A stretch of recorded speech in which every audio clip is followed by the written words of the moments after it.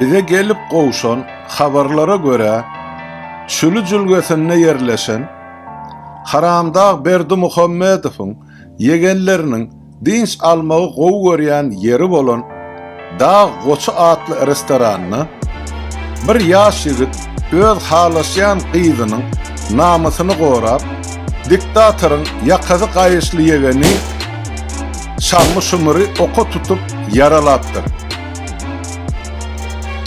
Bu hadise üçin özüne nenensi ýowuz ölümün garaşýanlygyny dolu göz ýetiren bu ýaş ýigit özüni atyp öldüripdir. Beýle hadiseler Haramdağyň ýegenleriniň gatnaşmagyny ýaş we owadan gyzlara garşy edilýän ilkinji jenaýat däl.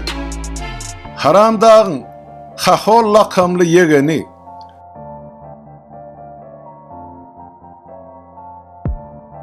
Elmadama ýaş ofisiant we administrator gyzlara garşy edýän gödek hereketleri bilen il arasynda tanalýar.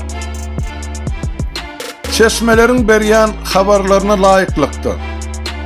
Häzirki wagtda Haramdağyň ähli ýegenleri wagtlaýyn paýtagtyň daşyna çykarylypdyr. Ýegenleriň we häkimetleriň çaqtanaşa eden etdiligi derarly. Sabır käsesi püröpür dolan halkyň gahar gazaply çykyşlarynyň öňüni almak üçin diýdim zor diktator özüne we öz ilen çaranyna garşy ýalyn kast edişligi gurnamagy planlaşdyrýar.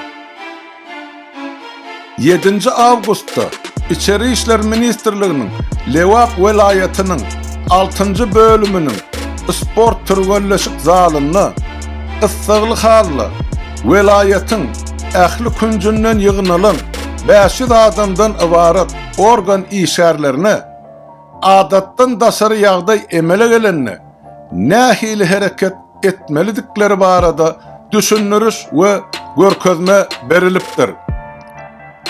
Adatdan daşary ýagdaý dören pursaty İçeri İşler Ministrliginiň ähli işgärli tutuşlaýyn Goranmak Ministrliginiň tabirligine geçýänligi hemde gerek bolan ok yaraglary Türkmenabadyň Gagarin mikroraýonuna yerleşen harby bölümiň gorhanalaryndan alınmalydygy aýdylypdyr.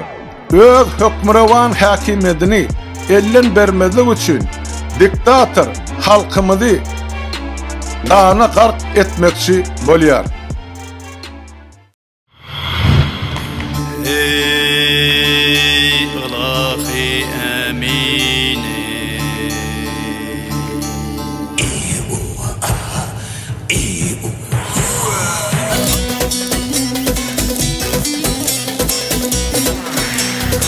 Adan yolu, adan yolu atlanalım, atlanalım. Adan yolu, adan yolu atlanalım.